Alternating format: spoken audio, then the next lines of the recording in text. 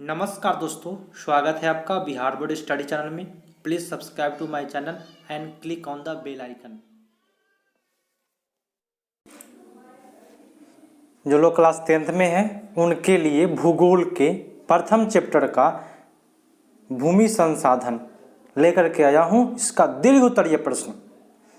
और आप लोग क्या करें, आप लोग नोट तैयार कर ले ताकि आपके एग्जाम में कहीं भी किसी प्रकार से दिक्कत की समस्या उत्पन्न ना हो। ठीक है, तो चलते हैं प्रथम क्वेश्चन की ओर। प्रथम क्वेश्चन है आपका दीर्घ उत्तरीय प्रश्न है। भूमि संसाधन के 3 दीर्घ उत्तरीय प्रश्न कराऊंगा इस सेशन में और काफ़ी अच्छा तरीका से कराऊंगा जिससे आपको दिक्कत नहीं होगा। चलिए, क्वेश्चन कह रहा है कि मृदा संरक्षण पर एक निबंध लिखिए।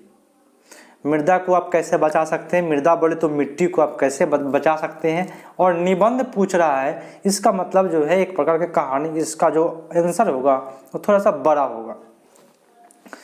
उत्तर में क्या लिखिएगा कि मृदा परितंत्र का एक महत्वपूर्ण घटक है। जो हमारे जो पर्यावरण है, परितंत्र है, उसका महत्वपूर्ण घटक है। यह न केवल पौधों के विकास का माध्यम है वरन धरती पर विविध जीवों समूहों का पोषण कर उसे जिंदा रखती है। मृदा बोले तो मिट्टी, मिट्टी से केवल पौधे नहीं जिंदा है, मिट्टी से केवल हम लोग भी जिंदा है, बहुत से जीव जंतु भी जिंदा है मिट्टी के कारण, क्योंकि हम लोग मिट्टी पर ही अपना आवास बनाए हैं, है ना, उसी से अपना भोजन तैयार करते हैं। तो मिट्टी का बहुत बड़ा योगदान है। चलिए आगे क्या कर रहा है, जिंदा रखे हुआ है। उसके बाद देखिएगा, उसके बाद लिखना है क्या, मृदा में निहित उर्वरता मानव के आर्थिक क्रियाकलापों को प्रभावित करता है। अब मृदा में जो उर्वरता है तो हम लोग क्या करेंगे, उस पर फसल उगाएंगे तो अच्छा फसल होगा, उर्वरता अगर अच्छा होगा तो। ठीक है, और देश की नियति का भी निर्धारण होता है। जब अर्थव्यवस्था जब हमारा अच्छा हो जाएगा तो देश की नियति का भी निर्धारण होगा। इससे नष्ट होने से संपत्ति और संस्कृति दोनों नष्ट हो जाते हैं। अतएव इसका संरक्षण आवश्यक है। इसलिए क्या, इसका संरक्षण करना अति आवश्यक है। चलिए पैराग्राफ चेंज कर दीजिएगा आप लोग। मानव आवश्यकताओं का लगभग 95% की पूर्ति, थोड़ा सा बड़ा कर लेता हूँ। चलिए क्या कह रहा है कि मानव जो आवश्यकता है उसका 95% भाग की पूर्ति इस भूमि द्वारा ही होती है। जीवन की उत्पत्ति एवं विकास के लिए अनुकूल परिस्थिति मृदा में सुलभ होते हैं। जीवन के विकास के लिए सारे चीज मृदा पर ही निर्भर है।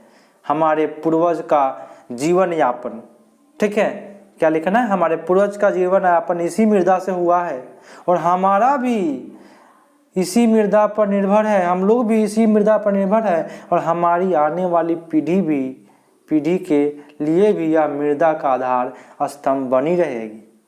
हमारे लिए भी, हमारे पूर्वज के लिए भी, सभी के लिए भी मृदा का अहम स्थान रहेगा। चलिए इसी में लिखना है, इसी में लिखिएगा, छोटा कर लेता हूँ थोड़ा सा। हाँ, इसी में लिखना है, आप लोग स्क्रीनशॉट ले करके फेयर बना लीजिए। किंतु जिस मृदा ने मानव के 3 आवश्यकताएं भोजन, वस्त्र, आवास की पूर्ति की, उसी मृदा का मानव अत्यधिक लालच में शोषण दोहन कर रहा है।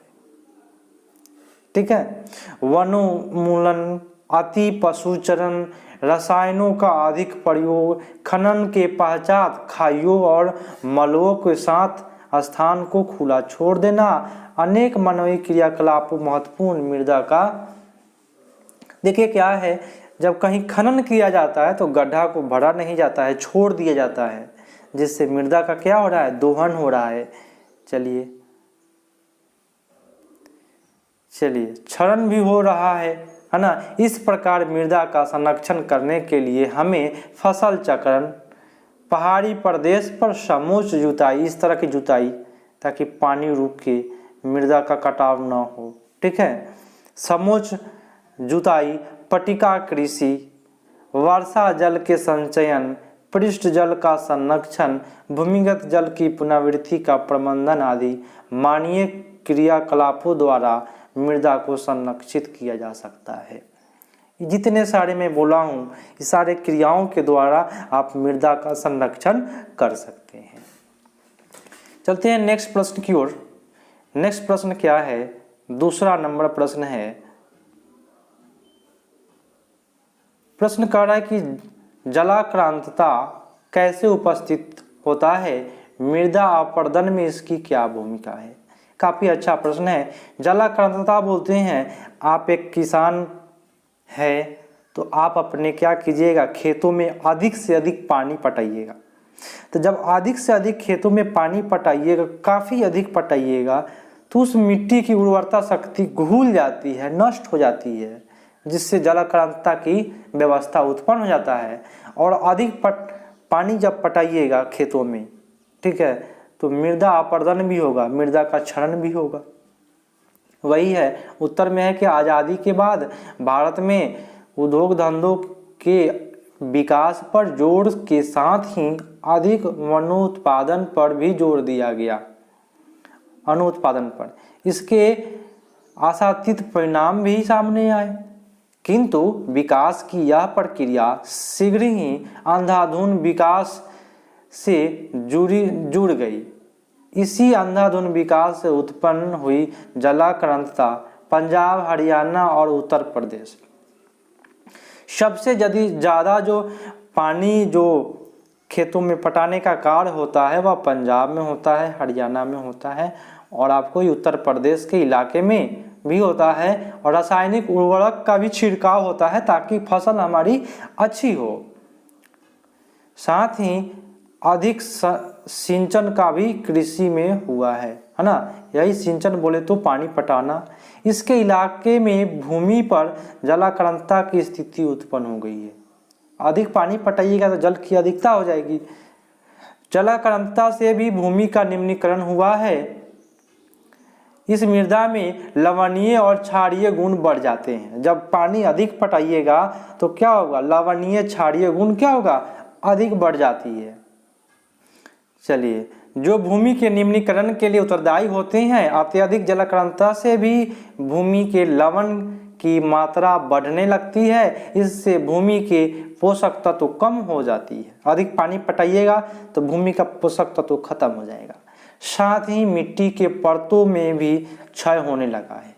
मिट्टी के अवयव घुल जाते हैं आपस में। जब पानी अधिक पटाएगा तो क्या होगा, मिट्टी के जो अवयव घुल जाएंगे और कुछ जल बह जाते हैं, है ना, अवयव बह जाते हैं। कुछ सूखने पर क्या होगा, जब पानी अधिक पटाया, जब सूखेगा तो उससे हवा उस मिट्टी को उड़ा करके ले जाएगा।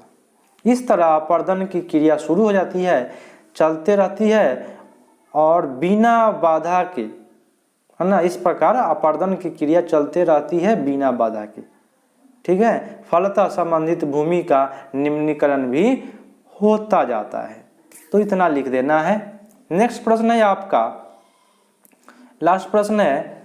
प्रश्न कह रहा है कि भारत में अत्यधिक पशुधन होने के बावजूद भारतीय अर्थव्यवस्था में इसका योगदान लगभग नगण्य है, स्पष्ट करें। आप लोग जानते हैं कि भारत में सबसे अधिक पशुपालन होता है, फिर भी यह अर्थव्यवस्था के लिए जिम्मेदार अच्छा नहीं है, अच्छा कार्य नहीं कर पाता है। कारण क्या है कि यहाँ के जो पशुपालन जो करते हैं उनको पशुपालन का सही तरीका से ज्ञान नहीं है, ठीक है। चराई व्यवस्था की कमी है, पशुओं को जो चरण व्यवस्था है उसमें कमी है, ठीक है। तो देख लेते हैं। उत्तर आपका है कि पशुधन के मामले में भारत विश्व के अग्रणी देशों में शामिल किया जाता है, किंतु इतने पशुधन रहने के बावजूद अर्थव्यवस्था में इसका योगदान लगभग नगण्य ही होता है, थोड़ा सा है। अर्थव्यवस्था बोले तो मनी की व्यवस्था में, ठीक है। चलिए आगे कह रहा है कि भारत में अस्थायी चारागाह के लिए बहुत कम मात्रा में भूमि उपलब्ध है, जो उपलब्ध पशुधन के लिए पर्याप्त नहीं है। अब देखिए, चारागाह के लिए क्या है, कम मात्रा में है, जिसके कारण क्या है, वहाँ पशु पूरा अच्छा तरीका से चर नहीं पाते हैं। और जब भोजन कम मिलेगा तो दूध की प्राप्ति कम होगी, और जब दूध की प्राप्ति कम होगी तो हमारा आर्थिक व्यवस्था गड़बड़ा जाएगा, वही बात कर रहा है यहाँ पे, पशुधन के लिए पर्याप्त नहीं है। ये तो पशुपालन पर इसका प्रतिकूल असर पड़ता है। पशुओं की चारा की समस्या हमेशा बनी रहती है। भारत के जिन भागों में पशुओं की बहुतायत है वहाँ भाग पर बाढ़, कभी सुखाड़ होता है तो कभी अतिवृष्टि होता है तो कभी अनावृष्टि होता है। चलिए, इससे भी पशुओं का चारा उत्पादन प्रभावित होता है। चारा की कमी का सीधा संबंध दूध उत्पादन से होता है। हम आपको बताएं ना, जब चारा कम मिलेगा पशुओं को तो दूध कम होगा, दूध उत्पादन से होता है। फलतः अर्थव्यवस्था इसके योगदान को न्यून कर देता है। जब दूध कम होगा तो बिक्री कम होगी, और बिक्री कम होगी तो अर्थव्यवस्था क्या हो जाएगा, कम हो जाएगा। यही बात कर रहे थे। भारत में अधिक दूध देने वाले उत्तम नस्ल के पशुओं का अभाव है।